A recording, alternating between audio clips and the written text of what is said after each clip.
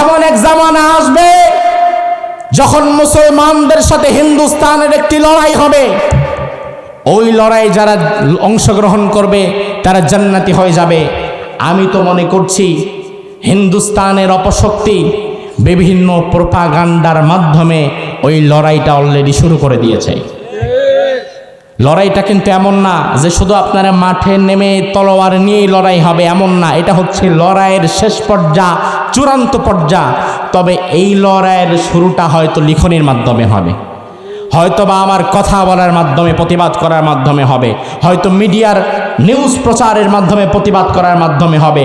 কারণ বর্তমানে একজন কাফেরকে আঘাত করলে যতটা না ক্ষতি হয়, হাজারো কাফেরের বিরুদ্ধে আপনি যদি লিখনি শক্তি প্রয়োগ করেন, আপনার মৌখিক শক্তি প্রয়োগ করেন, মিডিয়ার শক্তিকে কাজে লাগিয়ে দেন, তাতে কাফেরদের ক্ষতি আরো বেশি হয়। কথা কি বুঝতে পেরেছেন? আমার ভাইরা, হিন্দুস্তানের মুশরিকেরা আজ যা শুরু করেছে, গত কয়েকদিন তো আমি ছিলাম সিলেটের ভাইয়েরা আমারে বলল, হুজুর কি বলবো, হিন্দুরা মাঝে মাঝে, সব হিন্দু না, ভুল বুঝবেন না, উগ্রপন্থী কিছু হিন্দুরা মাঝে মাঝে দল বেঁধে গাড়ি টাড়ি নিয়ে সিলেটের বর্ডারে এসে অবস্থান করে। তারা বলে বর্ডার খুলে দাও, আমরা ভেতরে চলে যাব, আমাদের হিন্দুত্ববাদ আমরা প্রতিষ্ঠা করব। সিলেটের বর্ডারে, আখাউড়া ব্রাহ্মণবাড়িয়ার বর্ডারে মাঝে মাঝে তারা আসে, উকি ঝুঁকি দেয়। এটা একটা দেশের মানুষের জন্য কতটা লজ্জাজনক। ওরা আমাদের সাথে আসছে, আমাদের এখানে ঢুকে হিন্দুত্ববাদ প্রচার করার জন্য। গতকাল আমি সিলেটে বলে এসেছি, আমার ভাইয়েরা ভয় পাবেন না, কারণ সিলেট হচ্ছে একজন আল্লাহর ওলির পুণ্যভূমি। আপনারা কি জানেন তার নাম কি? কি নাম? শাহজালাল। সিলেট তো বাংলাদেশের একটা অংশ, আমার একটা অংশ। সিলেট নিয়েই তো বাংলাদেশ। আমি তাদেরকে বলেছি, শোনেন, মুশরিকিন হিন্দুস্তানেরা যদি গৌর গোবিন্দের ভূমিকায় বাংলাদেশে প্রবেশ করে, বাংলাদেশের 18 কোটি মুসলমানকে শাহজালালের ভূমিকায় মাঠে নামতে হবে।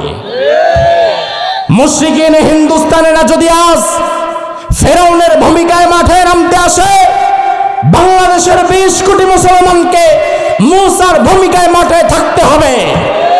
মুশরিকিন হিন্দুস্তানেরা যদি আজ নমরুদের ভূমিকায় মাঠে নামতে আসে, ইব্রাহিমের সন্তান হিসাবে নমরুদের ভূমিকায় যারা নামতে আসবে, আমার 56,000 বর্গ মাইলকে যারা ধ্বংস করতে আসবে, তাদেরকে তছনছ করে দেওয়ার জন্য কারা কারা প্রস্তুত আছে আল্লাহকে দেখা।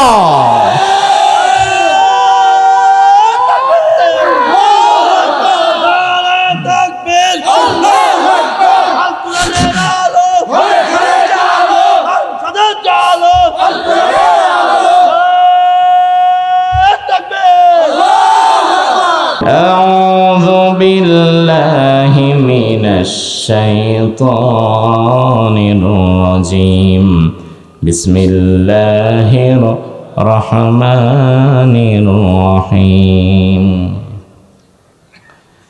ألم تر إلى الذي حاج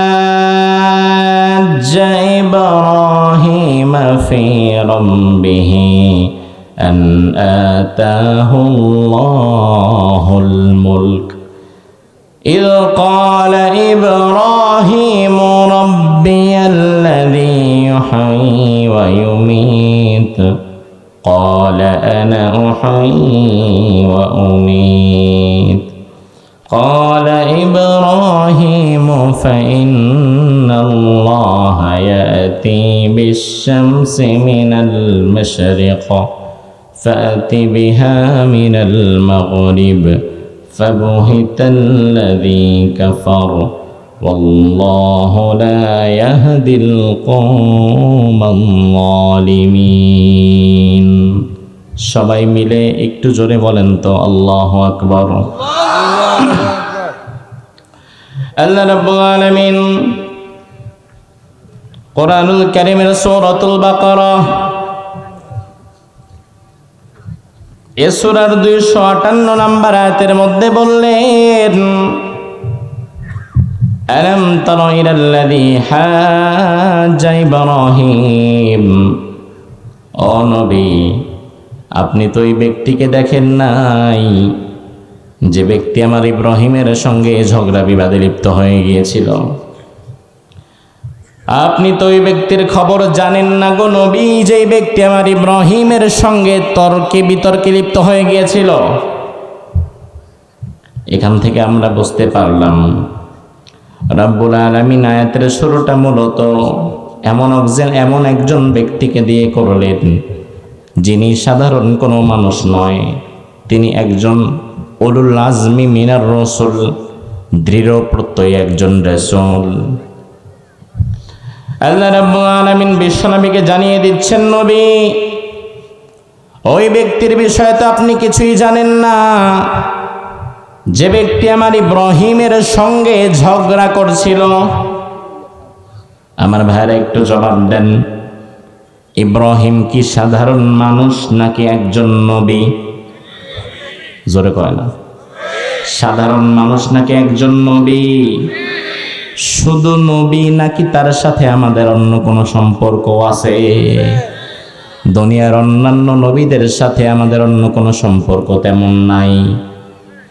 যেমন আমার ভাইরা লক্ষ্য করেন, ঈসা আলাইহিস সালাম একজন নবী, নবী হিসাবে ঈসাকে আমরা বিশ্বাস করি, তবে এর চাইতে বেশি সম্পর্ক তার সাথে আমাদের নাই। মুসা আলাইহিস সালাম একজন নবী, নবী হিসাবে আমরা মুসাকেও বিশ্বাস করি, তবে এর চাইতে বেশি সম্পর্ক নবী মুসার সাথে আমাদের নাই। ইব্রাহিম আলাইহিস সালাম একজন নবী, নবী হিসাবে আমরা ইব্রাহিম আলাইহিস সালামকে বিশ্বাস করি, তবে আমার ভাইরা ইব্রাহিম আলাইহিস সালাম আর অন্য নবীদের সঙ্গে আমাদের একটা পার্থক্য আছে।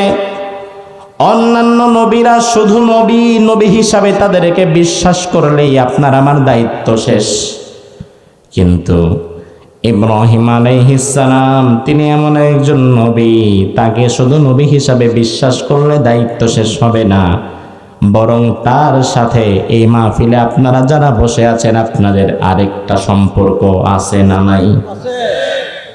আমার ভাইরা তাহলে একটু জবাব দেন, সম্পর্কটা কি? তিনি আমাদের কি হয়? যারা কথা কয় না তাদের জাতির পিতা মনে হয় আরেকজন। আমার ভাইরা জবাব দেন, ইব্রাহিম আলাইহিস সালাম আমাদের কিসের পিতা? আরো জোরে কোন কিসের পিতা? ইব্রাহিম যে আমার জাতির পিতা সেটা আমারে জানিয়ে দিয়েছেন কে?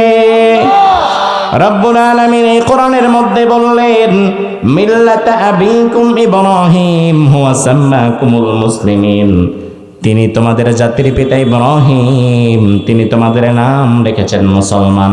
তার মানে দুনিয়াতে যারা নিজেদেরকে মুসলমান দাবি করবে, মুসলমান যারা নিজেদের দাবি করবে, ওই মুসলমান বাঙালি হোক কিংবা আফ্রিকান হোক, ওই মুসলমান মিশরি হোক কিংবা সৌদিয়ান হোক, ওই মুসলমান ইউরোপিয়ান হোক কিংবা সোমালিয়ান হোক, দুনিয়ার যেই প্রান্তে একজন মুসলমান নিজের মুসলমান দাবি করবে, চিৎকার দিয়ে বলো, ওই মুসলমানের জাতির পিতার নাম কি?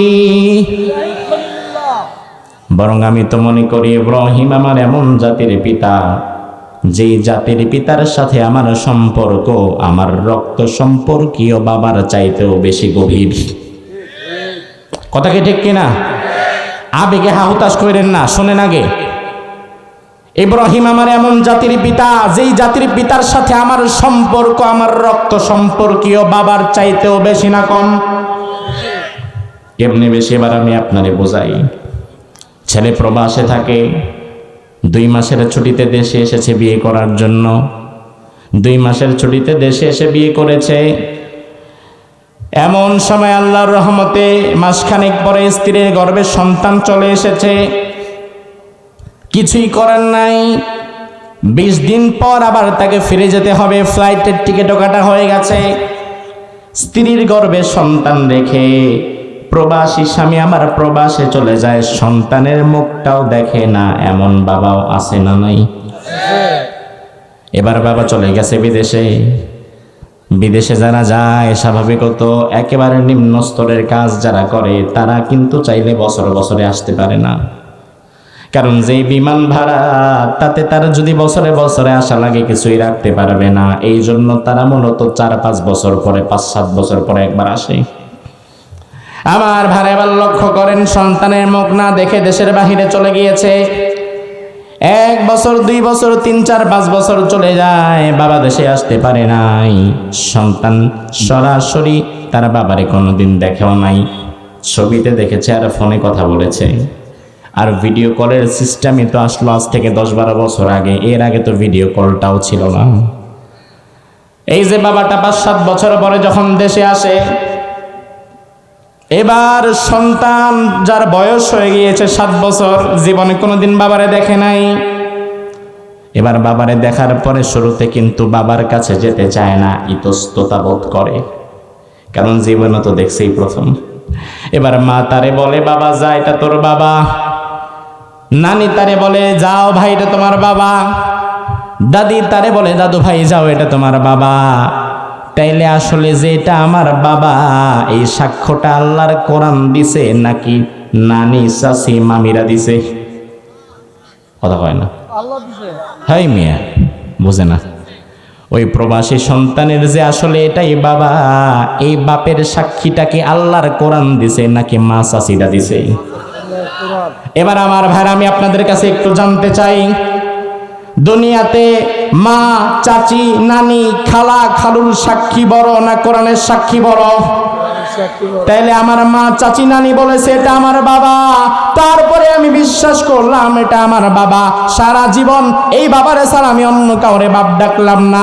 আর আল্লাহ তাআলা 1500 বছর আগে বলেছে, বান্দা তুমি যদি মুসলমান হতে চাও তোমার জাতির পিতা হবে ইব্রাহিম। তাইলে কোরআনের সাক্ষ্য যদি বড় হয়, আমার জাতির পিতা ইব্রাহিমের সঙ্গে আমার যে সম্পর্ক, ওই সম্পর্কের গুরুত্ব আমার আপন বাবার চাইতেও বেশি। কারণ দুনিয়াতে আপন বাবার স্বার্থের বিরুদ্ধে গেলে পোলারে মাইরা ফালাইছে আপন বাবা, এমন খবরও আছে না নাই? ছেলের হাতে বাবা খুন, বাবার হাতে ছেলে খুন হর হামেশা হচ্ছে। তবে ইব্রাহিম তো আমার এমন বাবা, যেই বাবা কোনোদিন আমারে মারবে না, আমারে কাটবে না, বরং ইব্রাহিম আমার এমন বাবা যেই বাবারে অন্ধ হবে অনুসরণ করলেও জান্নাতে যাওয়া লাগবে। সুবহানাল্লাহ। আমার ভাইরা, তাহলে এবার ইমানের ভিত্তিতে জবাব দেন, ইব্রাহিম যে আমার জাতির পিতা এটা বলেছেন কে?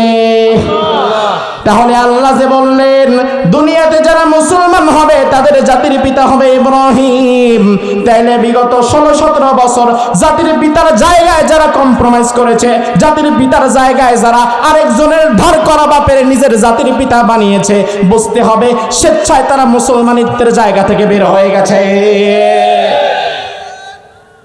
কারণ মুসলমান যদি হও, কিয়ামত হয়ে যাবে, জাতির পিতার প্রশ্নে তোমাকে অনড় থাকতে হবে। তোমার জাতির পিতা ইব্রাহিম এটা বলার পরে হয়তো তোমার উপরে হামলা আসতে পারে, মামলা আসতে পারে, বিপদ আসতে পারে, মুসিবত আসতে পারে। তবে তুমি যদি ইব্রাহিমের সন্তান হও, তোমার বাবা ইব্রাহিম জ্বলন্ত অগ্নিকুণ্ডে নিক্ষিপ্ত হয়েছে, দুনিয়ার কোন জালিমের সামনে মাথা নত করে নাই। ইব্রাহিমের সন্তানেরা প্রয়োজনে আল্লাহর প্রতি ঈমান রাখবে, শিরিক করবে না, শিরিক না করার কারণে প্রয়োজনে আগুনে নিক্ষেপ হবে, প্রয়োজনে ফাঁসির মঞ্চে যাবে, প্রয়োজনে 13 বছর 15 বছর জেলের মামলার আসামি হবে, তবুও তারা জাতির পিতার প্রশ্নে কম্প্রোমাইজ করবে না। আমার ভাইরা, সেই আল্লাহ বলছেন, বান্দা আলাম তারা ইলাল্লাযী হাজ্জা ইব্রাহিম আলাইহিস সালামের সঙ্গে একবার হঠাৎ এক ব্যক্তি ঝগড়ায় লিপ্ত হলো। কিসে লিপ্ত হলো? জোরে কোন। তাহলে ইব্রাহিম যেহেতু নবী, নবীর সাথে ঝগড়া করে যে ব্যক্তি, ওই ব্যক্তি কি ভালো মানুষ না খারাপ মানুষ? এটা বোঝার জন্য আর অন্য কোনো সূত্রর দরকার নাই। তাফসিরে এসেছে ইব্রাহিম আলাইহিস সালামের সাথে সেদিন ঝগড়ায় লিপ্ত হয়েছিল যে ব্যক্তি, তার নাম হচ্ছে নমরুদ। তার নাম কি? এই পাশের লোক কথাই কয় না, এদিকের লোক খুব অ্যাক্টিভ মাশাআল্লাহ। তাহলে সবাই বলেন, ইব্রাহিমের সঙ্গে ঝগড়ায় লিপ্ত হয়েছিল যে ব্যক্তি, তার নাম কি? দুনিয়াতে এখনো আছে না নাই? না না, নাই তো। কই নমরুদ কই?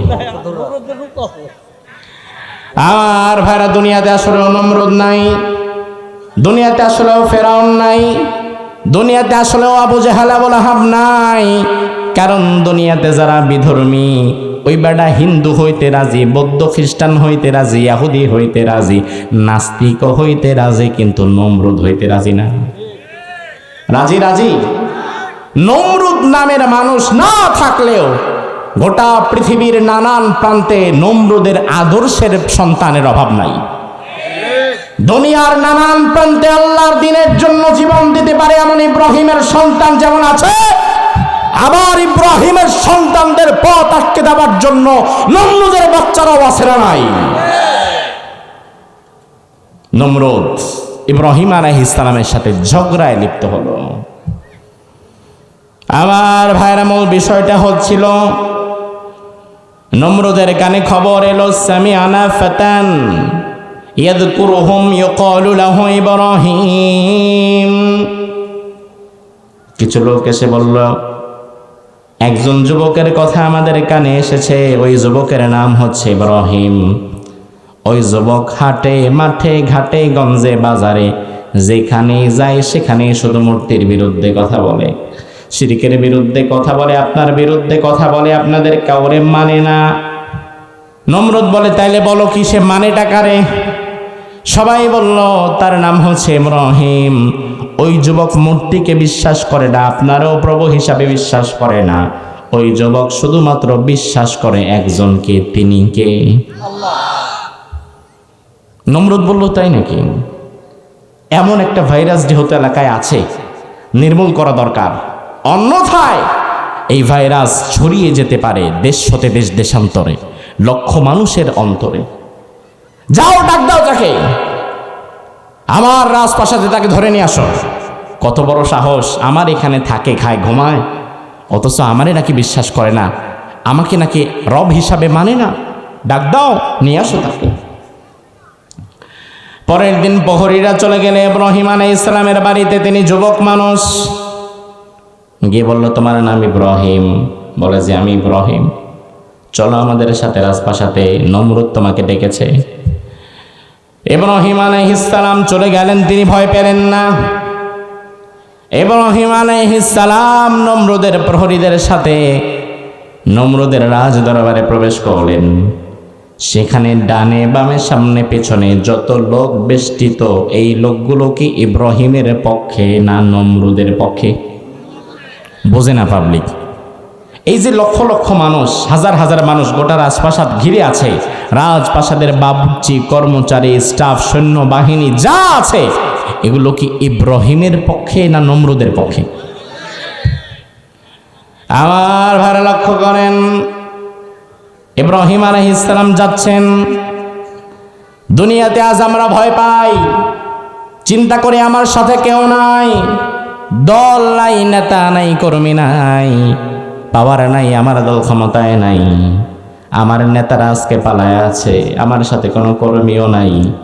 এই মুহূর্তে আমি যদি হকের কথা বলি, তাইলে আমার উপরে যে বিপদ আসবে, আমারে বাঁচাবে কে? এই ভয় থেকে অনেক ভালো মানুষ এক সময় হক কথা বলা বন্ধ করে দেয়, আছে না নাই?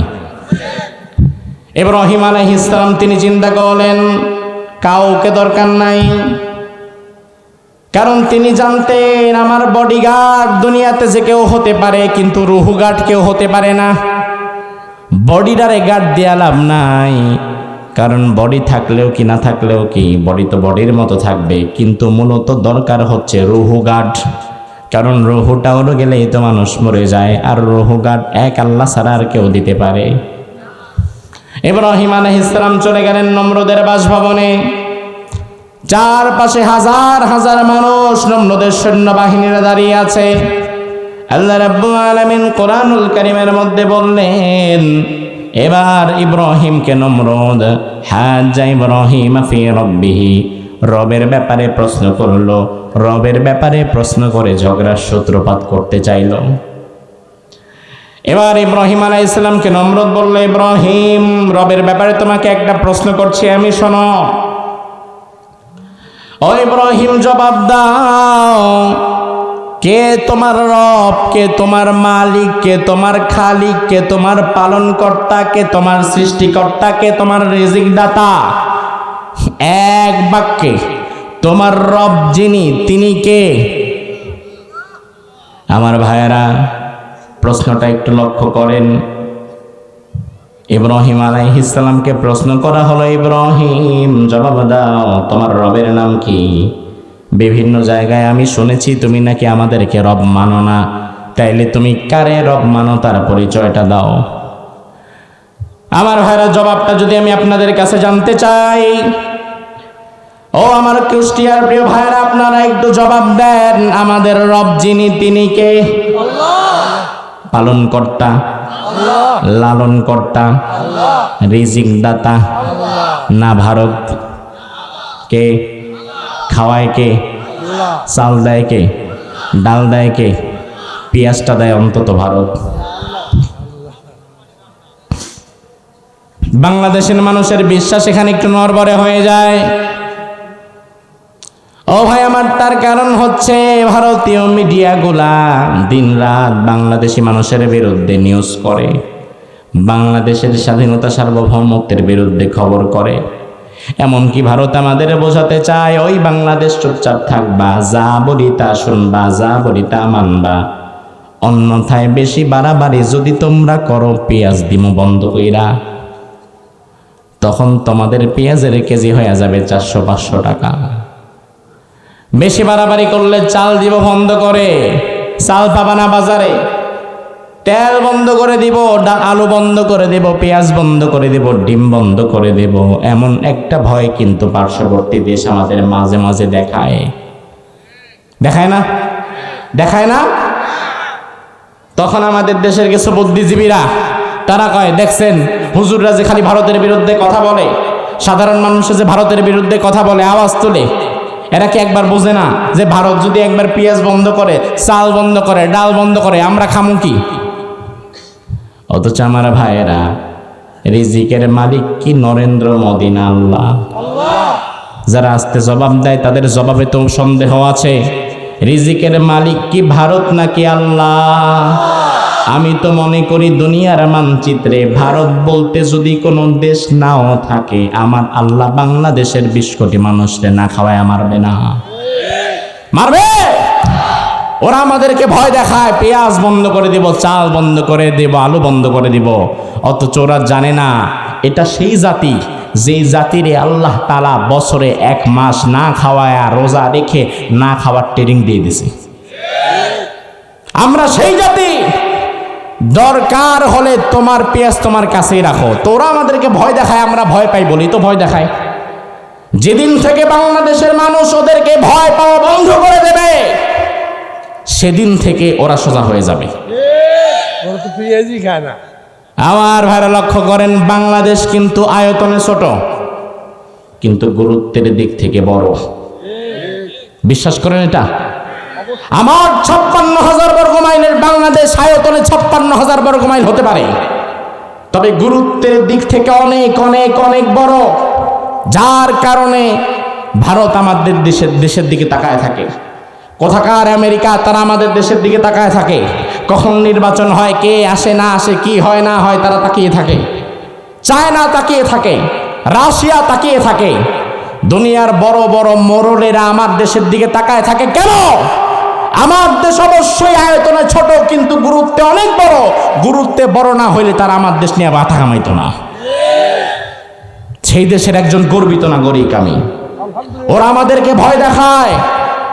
আমরা যেদিন থেকে ওদেরকে ভয় পাওয়া ছেড়ে দিব, বাংলাদেশের মুসলমান যেদিন থেকে এক আল্লাহকে ভয় করবে, দুনিয়ার কাউরে ভয় করবে না, আল্লাহি আল্লাহর কসম, বাংলাদেশের মুসলমানকে আটকে রাখতে পারে, থামিয়ে রাখতে পারে, তাদের উন্নতি অগ্রগতিকে রুখে দিতে পারে, দুনিয়াতে এমন সাধ্য কারো বাবারও নাই।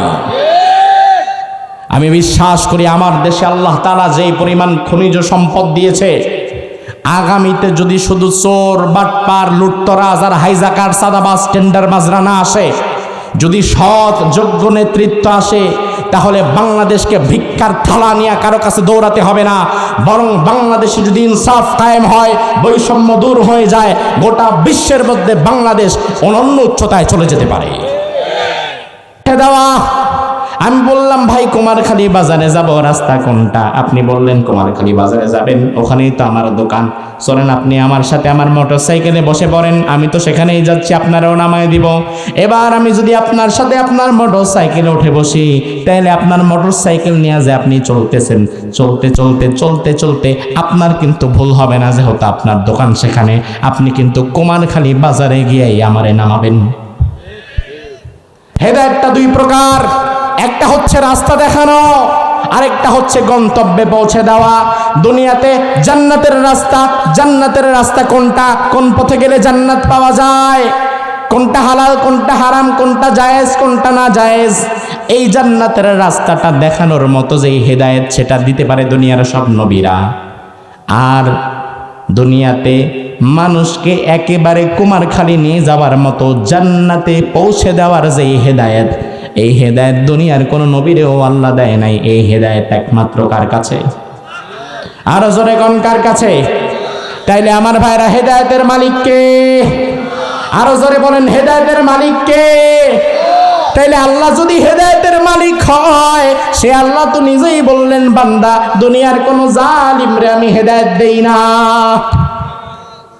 তার মানে দুনিয়াতে যারা জুলুম করবে, সবার আগে তারা যেটা হারাবে সেটা হেদায়েত। জোরে কোন সেটা কি? সেটা কি? আমি আজ আলোচনার শেষ প্রান্তে আপনাদের কাছে সুন্দর একটা মেসেজ দিয়ে যেতে চাই। আমার বিশ্বাস 2024 সাল আমাদের আশা জাগানি একটা বছর। 2024 সাল আমার বিশ্বাস গোটা দুনিয়ার স্বৈরাচারের পতন ঘন্টা বেজে যাবার বছর। 2024 সালে বাংলাদেশের স্বৈরাচার যেমন বিদায় হয়েছে, কিছুদিন আগে আবার পৃথিবীর আরেক প্রান্তের আরেক স্বৈরাচার বিদায় হয়েছে। কোন দেশ? সিরিয়া। বাংলাদেশের স্বৈরাচারের চাইতে ভয়াবহ ছিল সে। বাশার আল আসাদ 54 বছর গোটা সিরিয়া আসাদ পরিবারের কাছে বন্দী ছিল।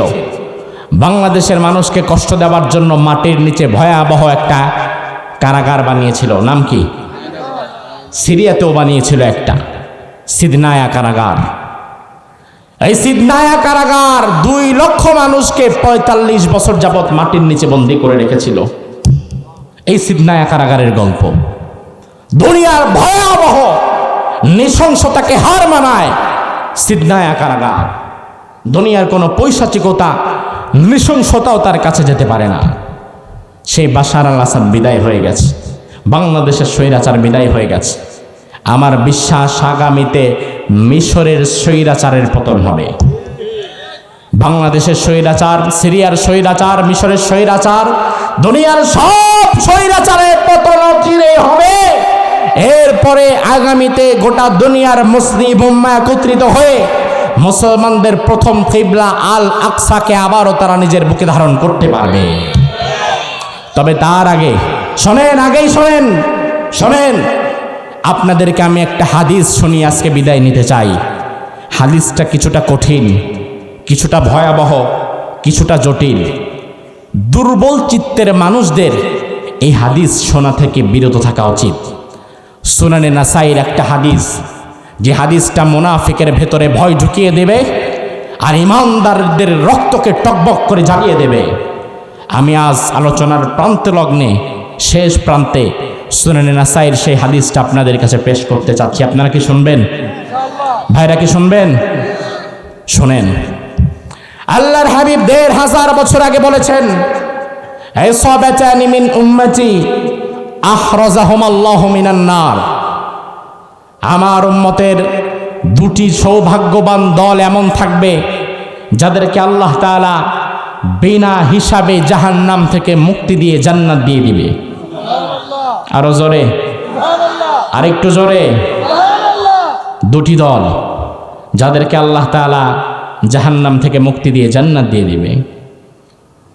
2টি দলের একটি সম্পর্কে রাসূল বলেছেন, ইসাবাতানি তাগজুল হিন্দ।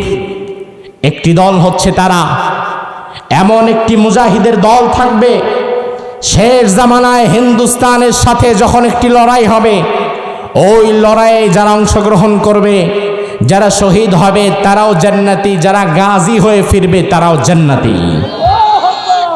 আরেকটি দল ইসাবাতুন তাকুনু মা ঈসা ইবনে মারইয়াম আলাইহিস সালাম, দাজ্জালের বিপরীতে ঈসা নবী যখন লড়াই করবে, ঈসা আলাইহিস সালামের সাথে থেকে যারা দাজ্জালকে প্রতিহত করতে পারবে ওই দলটাকে আল্লাহ জান্নাত দিয়ে দিবে। দাজ্জাল কবে আসবে, ইমাম আল মাহদি কবে আসবে, ঈসা আলাইহিস সালামের সাথে সেই যুদ্ধে আমরা শরীক হতে পারবো কিনা, সেই যুদ্ধ আমরা দেখতে পারবো কিনা সেটাও আমাদের জানা নাই। সেদিন আমরা পেতেও পারি, নাও পেতে পারি। তবে রাসূলুল্লাহর প্রথম ক্যাটাগরির কিন্তু সময় হয়তো ঘনিয়ে আসছে। আল্লাহর হাবিব ১৫০০ বছর আগে মদিনার প্রান্ত থেকে বলে গিয়েছেন, এমন এক জামানা আসবে যখন মুসলমানদের সাথে হিন্দুস্তানের একটি লড়াই হবে, ওই লড়াই যারা অংশগ্রহণ করবে তারা জান্নাতি হয়ে যাবে। আমি তো মনে করছি হিন্দুস্তানের অপশক্তি বিভিন্ন প্রোপাগান্ডার মাধ্যমে ওই লড়াইটা অলরেডি শুরু করে দিয়েছে। লড়াইটা কিন্তু এমন না যে শুধু আপনারা মাঠে নেমে তলোয়ার নিয়েই লড়াই হবে, এমন না। এটা হচ্ছে লড়াইয়ের শেষ পর্যায়, চূড়ান্ত পর্যায়। তবে এই লড়াইয়ের শুরুটা হয়তো লিখনির মাধ্যমে হবে, হয়তো বা আমার কথা বলার মাধ্যমে, প্রতিবাদ করার মাধ্যমে হবে, হয়তো মিডিয়ার নিউজ প্রচারের মাধ্যমে প্রতিবাদ করার মাধ্যমে হবে। কারণ বর্তমানে একজন কাফেরকে আঘাত করলে যতটা না ক্ষতি হয়, হাজারো কাফেরের বিরুদ্ধে আপনি যদি লিখনি শক্তি প্রয়োগ করেন, আপনার মৌখিক শক্তি প্রয়োগ করেন, মিডিয়ার শক্তিকে কাজে লাগিয়ে দেন, তাতে কাফেরদের ক্ষতি আরো বেশি হয়। কথা কি বুঝতে পেরেছেন? আমার ভাইরা, হিন্দুস্তানের মুশরিকেরা আজ যা শুরু করেছে, গত কয়েকদিন তো আমি ছিলাম সিলেটের ভাইয়েরা আমারে বলল, হুজুর কি বলবো, হিন্দুরা মাঝে মাঝে, সব হিন্দু না, ভুল বুঝবেন না, উগ্রপন্থী কিছু হিন্দুরা মাঝে মাঝে দল বেঁধে গাড়ি টাড়ি নিয়ে সিলেটের বর্ডারে এসে অবস্থান করে। তারা বলে বর্ডার খুলে দাও, আমরা ভেতরে চলে যাব, আমাদের হিন্দুত্ববাদ আমরা প্রতিষ্ঠা করব। সিলেটের বর্ডারে, আখাউড়া ব্রাহ্মণবাড়িয়ার বর্ডারে মাঝে মাঝে তারা আসে, উকি ঝুঁকি দেয়। এটা একটা দেশের মানুষের জন্য কতটা লজ্জাজনক। ওরা আমাদের সাথে আসছে, আমাদের এখানে ঢুকে হিন্দুত্ববাদ প্রচার করার জন্য।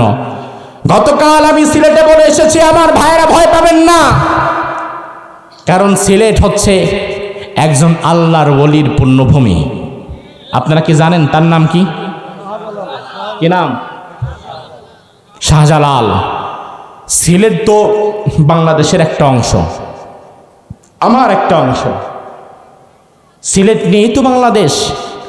আমি তাদেরকে বলেছি, শোনেন, মুশরিকিন হিন্দুস্তানেরা যদি গৌর গোবিন্দের ভূমিকায় বাংলাদেশে প্রবেশ করে, বাংলাদেশের 18 কোটি মুসলমানকে শাহজালালের ভূমিকায় মাঠে নামতে হবে।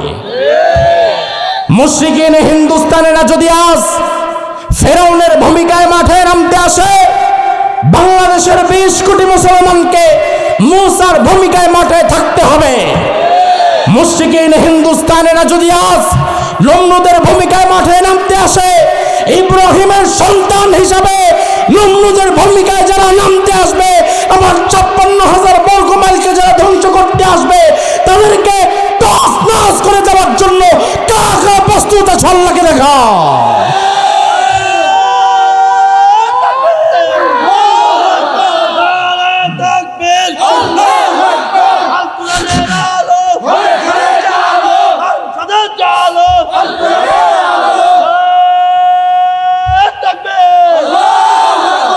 আমার ভাইরা, তবে আমাদের ভয় পাওয়া যাবে, বিজয় আমাদের হবে ঈমান এবং ধৈর্যের মাধ্যমে। আল্লাহ সুবহানাহু ওয়া তাআলা কবুল করুক, আমরা বলি আমিন।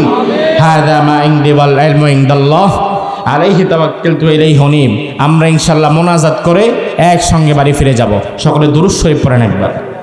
আল্লাহুম্মা সাল্লি আলা মুহাম্মাদ ওয়া আলা আলি মুহাম্মাদ কামা সাল্লাইতা আলা ইব্রাহিম ওয়া আলা আলি ইব্রাহিম إنك حميد مجيد اللهم بارك على محمد وعلى آل محمد كما باركت على إبراهيم وعلى آل إبراهيم দেশ আর ওরা আমারে ভয় দেখায়, সাবধান, পেঁয়াজ বন্ধ করে দেব, আলু বন্ধ করে দেব। বরং বাংলাদেশের মানুষ যদি একবার স্ট্রাইক করে, নিলাম না তোর পেঁয়াজ, খাইলাম না তোর আলু, ধরলাম না তোর চাল, ওর আলু ওর পেঁয়াজ ওর খেতে পচবে, কুত্তায়ও মুখ দিবে না। কথা কি ঠিক কিনা? অবশ্যই ঠিক। তার প্রমাণ বিগত এক সপ্তাহে আপনারা দেখেছেন। বাংলাদেশের মানুষ হঠাৎ করে তাদের পেঁয়াজ তাদের আলু কমিয়ে দিয়েছে, নেওয়া বন্ধ করে দিয়েছে। ভারতের কিছু গণমাধ্যমের কারণে, ভারতীয় কিছু মিডিয়া, কিছু গণমাধ্যম মলম বিক্রেতার মতো বাংলাদেশের নামে মিথ্যা সংবাদ ছড়ায়, উঠতে বসতে মিথ্যা সংবাদ ছড়ায়। কেমন মিথ্যা সংবাদ? এক সপ্তাহ আগে জুমার দিন তারা নিউজ করেছে, জুমার নামাজ পড়াতে আসার সময় আমি দেখলাম নিউজ করেছে ভারতীয় একটা বিরাট গণমাধ্যম, বাংলাদেশে 5ই আগস্টের পর থেকে পরিস্থিতি অত্যন্ত ভয়াবহ। এদেশে হাজার হাজার হিন্দুদেরকে জবাই করা হচ্ছে, প্রত্যেকটা মন্দিরে আগুন লাগিয়ে তছনছ করে দেওয়া হচ্ছে। এবং শুক্রবার তারা নিউজ করেছে, শুক্রবারে কোনো হিন্দু মহিলা শাখা সিঁদুর পরে বাহিরে বের হতে পারছে না, যারাই মুসলমান দেখতেছে তারাই মেরে ফেলতেছে। আপনারা বলেন, বাংলাদেশের অন্যান্য জেলার খবর বাদ দেন, আমাদের কুষ্টিয়াতে হিন্দু আছে না নাই? কথা কয় না, আছে না নাই? 5ই আগস্টের পরে কয়জন হিন্দুকে জবাই করেছেন? 5ই আগস্টের পরে কয়টা মন্দির ভেঙেছেন? ভাত হইছে কিনা এটা বোঝার জন্য পাতিলের 1 লক্ষ ভাতের টিপা লাগে না, 2-1টা টিপ দিলে বোঝা যায়। আমরা কুষ্টিয়াকে টিপ দিয়ে বুঝলাম, কুষ্টিয়া যেহেতু হয় নাই, বাংলাদেশের অন্য কোন জেলাতে হয় নাই, ঠিক কিনা? তাহলে আমার বাংলাদেশকে নিয়ে 24টা ঘন্টা, সারা সপ্তাহ, সারা মাস যারা মিথ্যা সংবাদ প্রচার করে, তাদের বিরুদ্ধে আমাদের শক্ত প্রতিবাদ করার দরকার আছে না নাই? ওই প্রতিবাদ করবে শুধু হুজুররা নাকি সবাই? ওই প্রতিবাদ করবে শুধু মাহফিলের আগত জনতা নাকি গোটা দেশের মানুষ? বরং ওই প্রতিবাদে সামিল হওয়ার প্রথম সারিতে থাকা লাগবে বাংলাদেশের বড় বড় রাজনৈতিক দলের নেতৃবৃন্দকে। তারা আমাদের প্রতিনিধিত্ব করবে, তারা ভারতীয় গণমাধ্যমের বিরুদ্ধে আওয়াজ তুলবে। আমার দেশকে নিয়ে তারা যেই মিথ্যা সংবাদ ছড়াচ্ছে গোটা পৃথিবীতে, তার বিরুদ্ধে প্রতিবাদ করবে। দুর্ভাগ্যজনক হচ্ছে, প্রতিবাদ করে আলেম সমাজ আর আপনাদের মতো কিছু জাগ্রত মানবতা। তাছাড়া বাংলাদেশের বড় বড় রাজনৈতিক দল থেকে ভারতের এই প্রোপাগান্ডার বিরুদ্ধে কোনো প্রতিবাদ আসে না। এই ভয়ে চিন্তা করে, এখন যদি প্রতিবাদ করি আগামী নির্বাচনে হয়তো ভারত আমারে আর সমর্থন দিবে না। এটা ভুল। ভারত তোমার ক্ষমতায় নিতে পারবে না, কারণ ভারত যদি তোমার ক্ষমতায় নিতে পারতো, তুমি কেন তোমার চাইতে বেটার অপশনই তো সে ক্ষমতায় রাখতে পারলো না। সে যারে সবচেয়ে ভালোবাসতো তারাই তো ক্ষমতায় রাখতে পারলো না, তুমি কে? এজন্য আগামীর বাংলাদেশে কে ক্ষমতায় যাবে, কে ক্ষমতা থেকে নামবে, তা ভারত, আমেরিকা, চীন, রাশিয়া কেউ ঠিক করবে না। তা ঠিক করবে বাংলাদেশ 18 কোটি মুসলমান।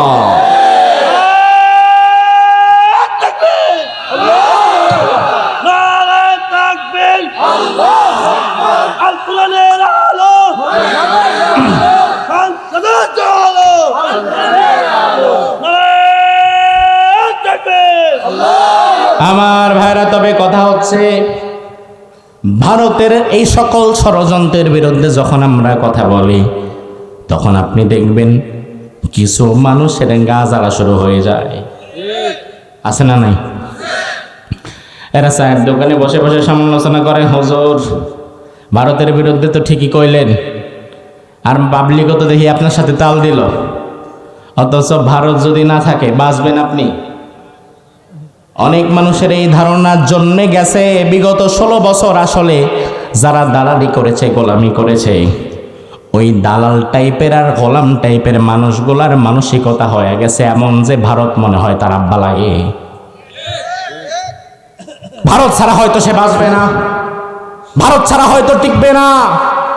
তবে বিশ্বাস করো মুসলমান, তুমি যদি ভারতকে ভয় না পেয়ে এক আল্লাহর উপরে ভরসা করে এক আল্লাহকে ভয় করতে পারো, এক আল্লাহ ছাড়া দুনিয়ার কাউরে যদি তুমি ভয় না করো, তাইলে দুনিয়ার সবাই তোমারে ভয় করবে।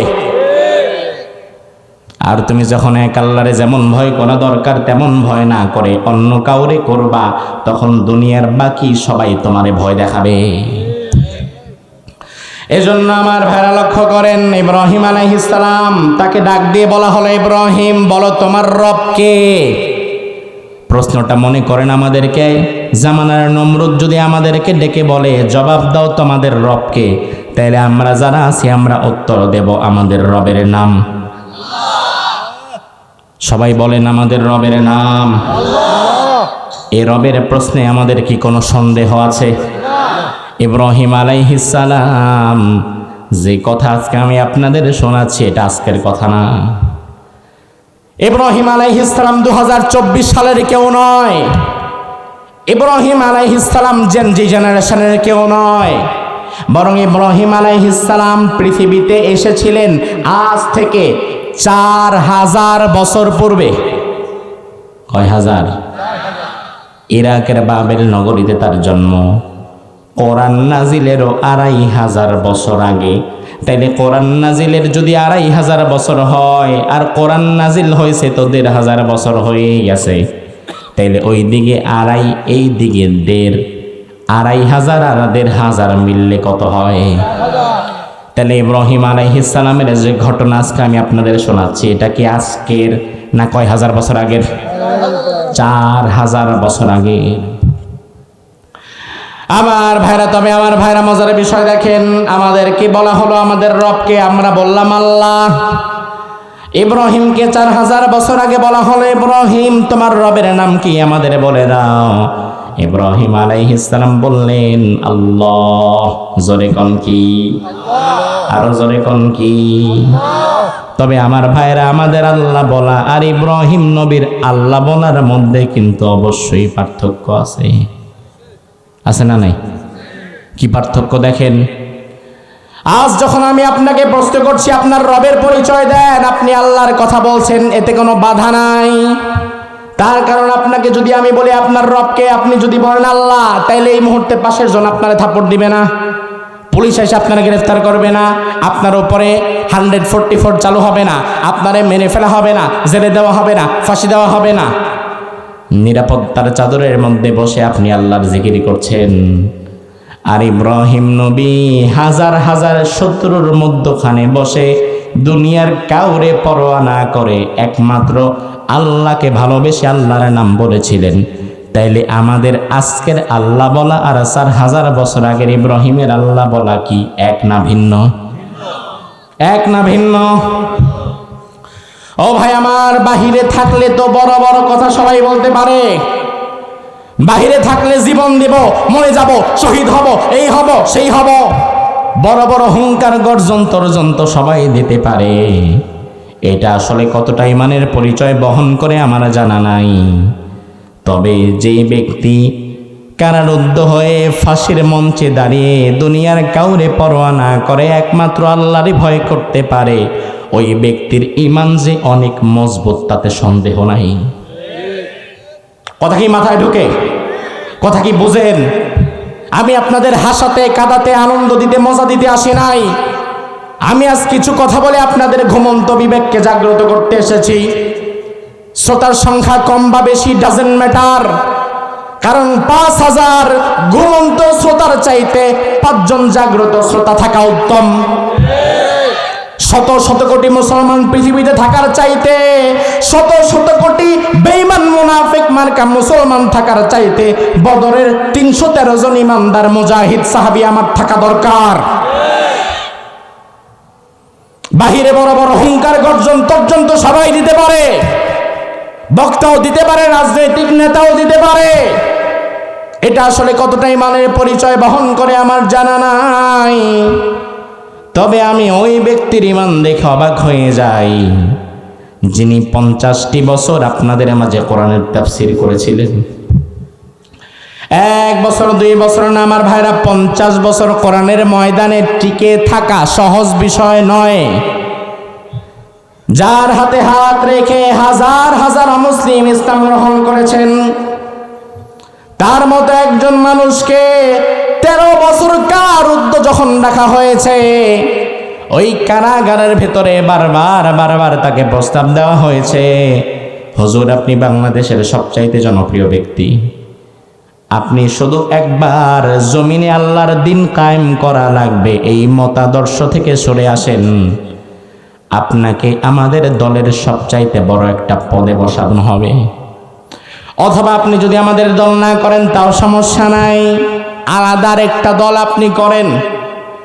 আলাদা একটা দল করার জন্য যত টাকা দরকার, যত ম্যান পাওয়ার দরকার, যত প্রশাসনিক অনুমতি দরকার, সব আমরা দেব। এত কিছু তাকে অফার করা হয়েছে, এত বড় বড় পথ তাকে দেখানো হয়েছে, কিন্তু যেই আল্লাহর বান্দা 50 বছর কোরআনের পক্ষে, হকের পক্ষে আওয়াজ তুলেছে, জেলখানায় যাওয়ার পরে হাজারো নির্যাতন সহ্য করার পরে তার আওয়াজ থেমে যায় নাই, বরং তিনি বলেছিলেন জমিন যার আইন চলবে তার, ঠিক না ব্যাঠিক? তাইলে বাহিরে বসে বসে আমাদের চিল্লানো আর ভেতরে জুলুম অত্যাচার সহ্য করে টিকে থাকার মধ্যে পার্থক্য আছে না নাই? আজকের আপনি আল্লাহরে আল্লাহ বলে সাক্ষ্য দেওয়া, আর 4000 বছর আগে ইব্রাহিমের আল্লাহ বলে সাক্ষ্য দেওয়ার মধ্যে এরকম পার্থক্য। আপনি আল্লাহরে আল্লাহ বললে আপনারা কেউ ধরবে না, মারবে না। তবে ইব্রাহিম এমন সময় আল্লাহর কথা উঁচু করে বলেছিল যখন ঘাড়ের কাছেই ছিল তলোয়ার, শুধুমাত্র হুকুম দিলেই শেষ। কিন্তু ইব্রাহিম আলাইহিস সালাম, আমার ভাইরা, তিনি তো আমাদের জাতির পিতা। জাতির পিতা তো এমনি এমনি হওয়া যায় না, যারে তারে জোর কইরা জাতির পিতা বানাই দিলেই বানানো যায় না, বরং জাতির পিতা হতে গেলে আগুনের পরীক্ষা দিয়ে উত্তীর্ণ হওয়া লাগে। এজন্য আমার জাতির পিতা ইব্রাহিমের ব্যাপারে আল্লাহ বললেন, ইন্নী জাইলুকা লিন্নাসি ইমামা। ইব্রাহিম, দুনিয়াতে অনেক জটিল ও কঠিন পরীক্ষা আমি তোমাকে করেছি, আর প্রতিটি পরীক্ষায় আমার ইব্রাহিম তিনি পাশ করেছেন। এজন্য পুরস্কার স্বরূপ ইন্নী জাইলুকা লিন্নাসি ইমামা, গোটা দুনিয়ার মানুষের নেতা, গোটা দুনিয়ার মুসলমানদের নেতা আমি তোমাদের বানায় দিলাম। সুবহানাল্লাহ বলেন। আমার ভাইরা লক্ষ্য রাখবেন, ইব্রাহিম আলাইহিস সালামকে যখন বলল তোমার রবকে, তিনি তো বললেন আল্লাহ। আতাহুল্লাহুল মুলক, আল্লাহ বললেন, অথচ নমরুদকে ক্ষমতা আমি দিলাম। নমরুদ ক্ষমতা পেয়ে আমি আল্লাহরে ভুলে গিয়েছে, এবার আমি আল্লাহরে ভুলে নিজেই আল্লাহ হয়ে সেজেছে। আমি আল্লাহরে ভুলে এবার ইব্রাহিমকে বললে, ইব্রাহিম তোমার রবকে? ইব্রাহিম বলল আমার রব আল্লাহ। এবার নমরুদ বলে, ইব্রাহিম তোমার রব তো আল্লাহ নয়, তোমার রব আমি। গোটা দুনিয়ার মানুষ আমারে রব মানে, গোটা ইরাকের লক্ষ লক্ষ মানুষ আমারে রব মানে, তাইলে তুমি আমারে রব কেন মানবা না?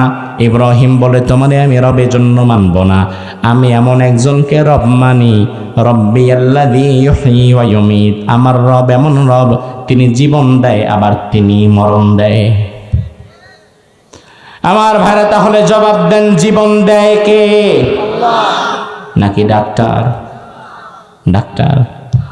মরণ দেয় কে? মরণ দেয় আল্লাহ, জীবন দেয় আল্লাহ, হায়াতের মালিক আল্লাহ, মৌতের মালিক আল্লাহ। তবে আমার দেশের সংবিধানে তো একটা ধারা আছে, কোন মৃত্যুদণ্ড প্রাপ্ত আসামি যদি নিজের ভুল বুঝতে পেরে রাষ্ট্রপতির কাছে ক্ষমা চায়, তাইলে রাষ্ট্রপতি মহোদয় প্রাণ ভিক্ষা দিতে পারে। জানেন এটা? জানে না? রাষ্ট্রপতি কিন্তু বাংলাদেশে প্রাণ ভিক্ষা দেওয়ার মতো ক্ষমতা নিয়ে বৈশা রয়েছে। তার মানে রাষ্ট্রপতির কাছে আজরাইল আসে না? আসেনি? কথা কয় না। বাংলাদেশের বিগত কোন রাষ্ট্রপতি কি মারা গেছে জীবনে? রাষ্ট্রপতি এরশাদ কই গেছে? রাষ্ট্রপতি জিল্লুর রহমান কই গেছে? ও ভাই আমার, রাষ্ট্রপতির কাছে প্রাণ ভিক্ষা দেওয়ার যেই ধারা তোমার সংবিধানে আছে, এই ধারায় বিশ্বাস করলে তুমি ইমানদার না, তুমি কাট্টা মুশরিক। কথা কয় না? কারণ মুসলমান ঈমান হচ্ছে আমার প্রাণ আল্লাহর হাতে, আমার মরণ আল্লাহর হাতে, আমারে বাঁচাবে আল্লাহ, আমারে মারবে ও আল্লাহ, সব কিছু আমারে দিবে আল্লাহ। সেখানে রাষ্ট্রপতি কেন, দুনিয়ার কারো কাছে তো আমি আমার প্রাণ ভিক্ষা চাইতে পারি না। এজন্য আমরা দেখেছি এমন কিছু মর্দে মুজাহিদ ছিলেন যাদেরকে যখন অন্যায়ভাবে ফাঁসির মঞ্চে নিয়ে যাওয়া হচ্ছিল, ফাঁসির মঞ্চে যাওয়ার আগে তাদেরকে বলা হচ্ছিল, আরেকটা সুযোগ আপনারে দিলাম, রাষ্ট্রপতির কাছে প্রাণ ভিক্ষা চান। রাষ্ট্রপতি কিন্তু প্রাণ ভিক্ষা চাইলে মাফ করে দিতে পারে। তখন আল্লাহর এই গোলামেরা বলেছিল, মৃত্যুর ফয়সালা জমিনে হয় না হয় আসমানে। আল্লাহ যদি চায়, আল্লাহর জমিনে দিন কায়েম করতে গেলে শাহাদাত হওয়া লাগবে, শহীদ হওয়া লাগবে, রক্ত দেওয়া লাগবে। তাইলে আমরা শাহাদাতের মর্যাদা লাভের জন্য প্রস্তুত আছি। এটা কিন্তু চারটিখানি কথা না। ওই যে আগেই বললাম, বাহিরে ফটফট করা, হুঙ্কার তর্জন গর্জন দেওয়া, আর ভেতরে বসে একই আচরণ করা, হাজারো বিপদ আপদ মাথায় রেখে আল্লাহর পথে টিকে থাকার মধ্যে পার্থক্য আছে না নাই? ইব্রাহিম আলাইহিস সালাম বললেন, আমার রব এমন রব, তিনি জীবন দেয়, তিনি মরণ দেয়। এবার নমরুদ বলে, আনা উহয়ী ওয়া উমীত, জীবন তো আমিও দেই, মরণ তো আমিও দেই। নাউজুবিল্লাহ করেন। ইব্রাহিম বলে, আমার আল্লাহ জীবন দেয়, আমার আল্লাহ মরণ দেয়। আর পাগলে কয়, জীবন তো আমিও দিতে পারি, মরণ তো আমিও দিতে পারি। ইব্রাহিম আলাইহিস সালাম বলে, কিভাবে পারেন? এবার নমরুদ দুজন প্রহরীকে ডাকলো, দুজন কয়েদিকে ডাকলো, কারারক্ষীকে বলল, দুজন কয়েদিকে নিয়ে আসো জেলখানার ভেতর থেকে। নিয়ে আসা হলো। নমরুদ হাতে তলোয়ার নিয়ে ভরা মজলিসে এক কোপ দিয়া একজন প্রহরীর কল্লা আলাদা করে ফেললো, একজন কয়েদির কল্লা আলাদা করে ফেললো, একজনকে মেরে ফেললো। আরেকজনের দিকে তাকায় বলল, যা, তুই তোর ছুটি, তুই বাড়ি চলে যা, তোর আর থাকা লাগবে না। সে খুশিতে আনন্দে বাড়ি চলে গেল।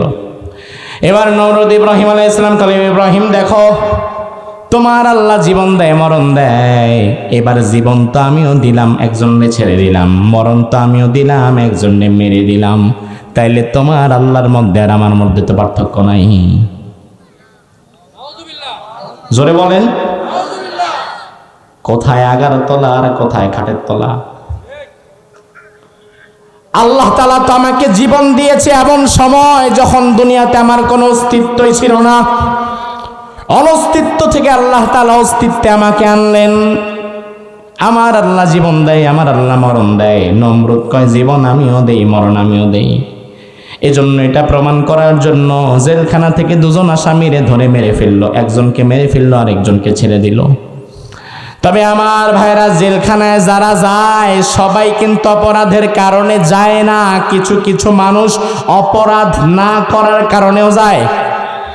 কথা বলেন। বরং বিগত 16 বছরে আমরা দেখেছি, অপরাধ করে জেলে যাওয়া লাগে এমন যদি জেলখানায় 5 জন থাকে, বাকি 95 জন অপরাধ ছাড়া জেলে যায় না। আপনারা জানেন না, আমি আসমানের রস করতেছি, তাহলে জবাব দেন, এমন দৃশ্য আছে না নাই?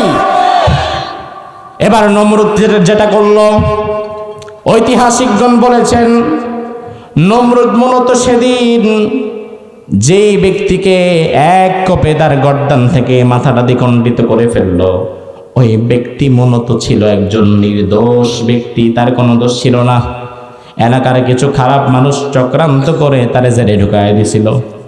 আর নমরুদ ওই নির্দোষ ব্যক্তিটাকেই মেরে ফেললো। আর নমরুদ যাকে ছেড়ে দিল, তার ক্ষমতা বলে ওই ছেড়ে যাকে দেওয়া হলো সে হচ্ছে এই অঞ্চলের বিখ্যাত একজন খারাপ ব্যক্তি। ঐতিহাসিকগণ বলেছেন, যাকে সেদিন ছেড়ে দেওয়া হয়েছিল সে 20 জন মানুষকে হত্যা করার পরে জেলে আসছে। তাহলে 20টা মানুষকে মার্ডার করেছে, এমন মার্ডার কেসের আসামিরে ছেড়ে দিল, আর একজন নিরপরাধ ব্যক্তিকে জেলে আনা হয়েছে, তারাই মেরে ফেলা হলো। দুনিয়ার নানান প্রান্তে নমরুদীয় শাসন ব্যবস্থার ধরনটা এমনই। নমরুদীয় শাসন ব্যবস্থার ধরনটা এমনই। এজন্য দুনিয়ার কোনো প্রান্তে নমরুদের উত্তরসূরি আছে কিনা বুঝবেন তখন যখন দেখবেন ওই প্রান্তের নিরপরাধ নির্দোষ মানুষগুলোকে ধরে ধরে ফাঁসির মঞ্চে লাগায় দেওয়া হচ্ছে, আর এলাকার চিহ্নিত মদখোর ঘুষখোর জালিম স্বৈরাচার গোলারে ধৈরা ধৈরা সংসদে বসায় দেওয়া হচ্ছে। তখনই বুঝবেন ওই দেশে নমরুদের শাসন কায়েম হয়েছে। বিগত দিনে আমরা সেটাই দেখলাম। কোরআন সুন্নাহর কথা বলে এমন আলেমের জায়গা মাঠে ময়দানে হয় না, এমন আলেমের জায়গা হয় জেলখানায়। আর সারা জীবন নাচে, গান গায়, আউলা প্রেমের জাউলা গান গায়, এমন আউল বাউল ফাউল গোলারে ধইরা ধইরা সংসদে পাঠায় দেয়। আছে না নাই? নর্তকী মহিলা জুতার ধুলার সমান হবে না একজন আলেমের। সারা জীবন অশ্লীলতা করে গান গেয়েছে, শিরিক আর বেদাতের আখড়া বানিয়েছে দেশটাকে। এমন নর্তকী হারাম মহিলাগুলারে ধইরা ধইরা জেলখানায়, এমন নর্তকী হারাম মহিলা, খারাপ মহিলাগুলারে ধইরা ধইরা সংসদে পাঠায় দেয়। এবার সংসদটারেও তারা গিয়া গানের আসর জমায় ফেলে। মাশাআল্লাহ, সংসদে গান নাচ দিয়া পুরা সংসদটা যেন হয়ে গেছিল একটা নাট্যমঞ্চ, আর বাংলাদেশটা ওই নাট্যমঞ্চের দর্শকের ভূমিকায় থাকে। আবার ভাইরা, দুনিয়ার নানান জায়গায় নমরুদীয় শাসন ব্যবস্থা মূলত এটাই, নিরপরাধ মানুষকে হত্যা করা আর অপরাধীদেরকে ক্ষমতা বলে ছেড়ে দেওয়া। ঠিক না বা ঠিক? এবার ইব্রাহিম আলাইহিস সালাম দেখলেন তাকে বোঝানো যাবে না। তবে আমার ভাইরা, দুনিয়াতে যারা নবী হয়, যারা রাসূল হয়, মানুষকে বোঝাবার মতো কিছু সুন্দর চিন্তা ভাবনা তাদেরকে দিয়ে দেয় কে? ইব্রাহিম আলাইহিস সালাম এবার নমরুদকে বলল, তুমি যদি আমার রব হতে চাও, আমার রব হওয়া এত সহজ না। আমার রব আরেকটা জিনিস পারে, তুমি একটু পাইরা দেখাও। নমরুদ বলল, কি পারে তোমার রব? ইব্রাহিম আলাইহিস সালাম বললেন, قال إبراهيم فإن الله يأتي بالشمس من المشرق فأت بها من المغرب فبهت الذي كفر। আমার রব আল্লাহ তাআলা প্রতিদিন পূর্ব দিগন্ত থেকে সূর্যকে উদিত করে আবার পশ্চিমে ডুবায়া দেয়। এখন তুমি যদি আমার রব হও, আগামীকাল সকাল বেলায় পূর্ব দিগন্ত থেকে না সূর্যটারে ধইরা তুমি পশ্চিম দিক থেকে উঠাও। এবার এটা পারবে তো? কি মনে হয় পারবে ভাই? পারবে, কারণ এমন জায়গায় হাত দিয়েছে যেখানে কারো কোনো বেড়াগিরি চলে। এবার আল্লাহর কোরআন আমাদেরকে জানাচ্ছে, ফাবুহিতাল্লাযী কাফার, একদম সাইলেন্ট, কোনো কথা নাই, চুপ হয়ে গেছে নমরুদ। এবার আল্লাহ রাব্বুল আলামিন আয়াতের শেষাংশে বললেন, ওয়াল্লাহু লা ইয়াহদিল কওমাল যালিমিন, দুনিয়ার কোন জালিমকে আল্লাহ হেদায়েত দেয় না। আমার ভাইরা, একটু মনোযোগটা বেশি দেন। আয়াতের বাকি অংশগুলো ঐতিহাসিক একটি প্রেক্ষাপট, সমস্যা নাই। তবে আয়াতের শেষ অংশটা বড় ভয়ঙ্কর। আমার আল্লাহ যেটা বললেন সেটা কিন্তু যুগের সাথে মিলে যায়। আয়াতের শেষাংশে আল্লাহ বললেন, ওয়াল্লাহু লা ইয়াহদিল কওমাজ যালিমিন, আমার আল্লাহ কোন জালিমকে হেদায়েত দেয় না। তার মানে দুনিয়াতে যারা জুলুম করে, যারা জালিম হয়, তারা যা হারাবে, এই হারানোর লিস্টে সবার আগে থাকবে হেদায়েত। জুলুম করলে সবার আগে কপাল থেকে হেদায়েত শেষ, হেদায়েত কাটা। জালিম যে হেদায়েত পায় না, সেটা তো আমরা এই যুগেও দেখলাম। 5 আগস্টের পরে স্বৈরাচার যখন পালিয়ে গেল, বিদায় হয়ে গেল, আমরা মনে করলাম যাক এবার দেশটা শান্তি সুখের মধ্যে থাকবে। আর যে স্বৈরাচার পালিয়েছে, সে কোনো মতো জীবন নিয়ে পালাইছে, সে হয়তো এবার পৃথিবীর কোনো এক প্রান্তে গিয়া বাকি জীবন তওবা ইস্তেগফার করে নিজের জীবনের বিগত দিনের জন্য আল্লাহর দরবারে ক্ষমা চাবে। কিন্তু আমরা অবাক হয়ে গেলাম, স্বৈরাচার পালাইছে কিন্তু কপালে হেদায়েত নাই, তারা প্রমাণ হচ্ছে। বেশি দূর না গিয়া পাশেই ঘাপটি মেরে থাকে এবং সুযোগ পাইলে আবারও বাংলাদেশে ঢুকে আবারও মানুষের উপরে জুলুম করার একটা মানসিকতাও রাখে। কপালে যদি হেদায়েত থাকতো, তাইলে 5 আগস্টের পরে অন্য কোথাও গিয়ে সারা জীবন ইস্তেগফার করত, সারা জীবন কাঁদতো, সারা জীবন তওবা করত। হাজার হাজার খুনের রক্ত লেগে আছে তার হাতে, অথচ কপালে হেদায়েত নাই।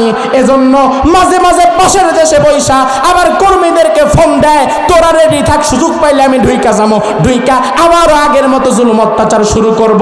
এতেই প্রমাণ হয় আল্লাহ যে বলেছে জালিমের কপালে হেদায়েত নাই, সবার আগে হেদায়েত চলে যায়। জালিমের কপালে যে হেদায়েত নাই তার বাস্তব প্রমাণ হচ্ছে তিনি। হেদায়েত যদি থাকতো চুপচাপ হয়ে যেত, বাকিটা জীবন আল্লাহর দরবারে পূর্বের কথা স্মরণ করে কাঁদত। কিন্তু আল্লাহ যেহেতু কপালে হেদায়েত রাখে নাই, আল্লাহ যদি হেদায়েত না দেয় হেদায়েত দিতে পারবে এমন কেউ আছে? এখন আমার ভাইরা, আল্লাহ যদি হেদায়েত না দেয় তাহলে হেদায়েত দিতে পারবে খাজা বাবা? কথা কয় না। ওই আজমির শরীফে যিনি আছেন খাজা মঈনুদ্দিন চিশতি, তিনি হেদায়েত দিতে পারবে? তাইলে এই স্বৈরাচার জালিমের একটা অংশ কিন্তু ভারতের আজমির শরীফে গিয়ে পড়ে আছে। তাদের বিশ্বাস এখান থেকে আবার আমরা হেদায়েত নিয়ে যাব। আমার ভাইরা লক্ষ্য করেন, দুনিয়াতে হেদায়েতটা আল্লাহ তাআলা কোনো পীরের কাছে দেয় নাই। দুনিয়াতে আল্লাহ তাআলা হেদায়েত কোনো হুজুরের কাছে দেয় নাই। দুনিয়াতে আল্লাহ তাআলা হেদায়েতটা মূলত নিজের কাছে রেখেছেন, কাউরেই দেয় নাই।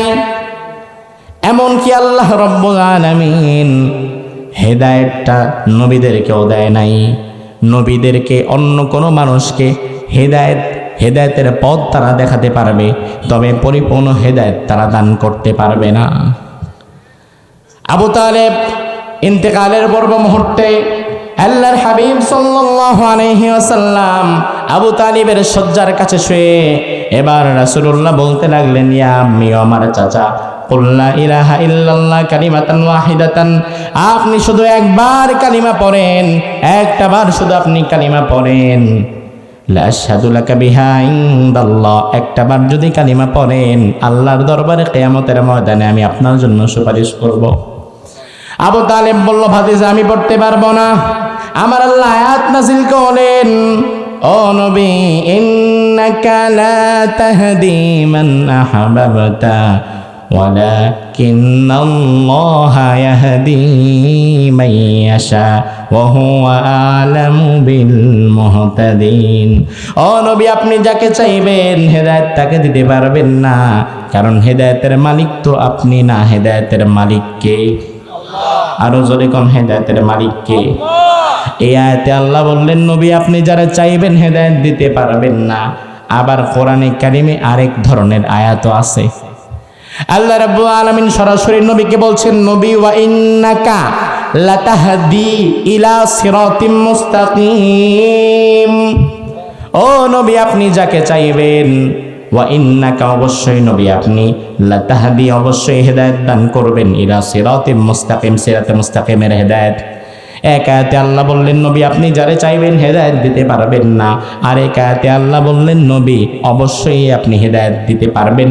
তাহলে আমার ভাইয়েরা, দুই আয়াতের মধ্যে সামঞ্জস্যতা কিংবা বৈপরীত্যের জায়গাটা কোথায়? এক আয়াতে আল্লাহ বললেন, নবী আপনি হেদায়েত দিতে পারবেন না, আরেক আয়াতে বললেন অবশ্যই হেদায়েত দিবেন। তার মানে কি? তার মানে হচ্ছে আমার ভাইয়েরা, হেদায়েত যে কি জিনিস সেটাই তো আমরা বুঝলাম না। এই আয়াতের ব্যাখ্যায় মুফাসসিরগণ বলেছেন, হেদায়েত হচ্ছে মূলত দুই প্রকার। কয় প্রকার? কথা কন না, শেষ করে দিবার 10টা মিনিট থাকতে পারবেন কি ইনশাআল্লাহ? একটু মনোযোগ দেন আমার ভাইরা। হেদায়েত কয় প্রকার? আরো জোরে কোন, কয় প্রকার? এক প্রকার হচ্ছে ইনাত উত্তরে রাস্তা দেখানো, আরেক প্রকার হচ্ছে ইসল ইলাল মাতলুব, গন্তব্যে পৌঁছে দেওয়া। যেমন আমি যদি একজনকে জিজ্ঞেস করি, ভাই আমি কুমারখালী বাজারে যাব কোন দিকে, আমি চিনি না। এখন আপনি আমারে বললেন, হুজুর সোজা গিয়া ডানে, ডানে গিয়া বামে, বাম দিক থেকে সোজা একটা বাজার পড়বে, সেখান থেকে গাড়িওয়ালারে জিজ্ঞেস করবেন এভাবে এভাবে এভাবে এভাবে। এটাকে বলা হয় রাস্তা দেখানো। এই রাস্তা দেখানোটার আরবিটাই হচ্ছে হেদায়েত। আমি আপনারে কুমারখালী কোথায়, কুমারখালীর হেদায়েত চাইলাম, আপনি আমারে বললেন সোজা গিয়া ডানে, ডানে গিয়া বামে, বামে গিয়া আবার সোজা। এই যে আপনি আমার রাস্তা বলে দিলেন, এখন আপনার এই বর্ণনা শুনে আমি যখন চলতে থাকবো আমার কিন্তু ভুলও হতে পারে, আমি ডানের জায়গায় বামে, বামের জায়গায় ডানেও যেতে পারি।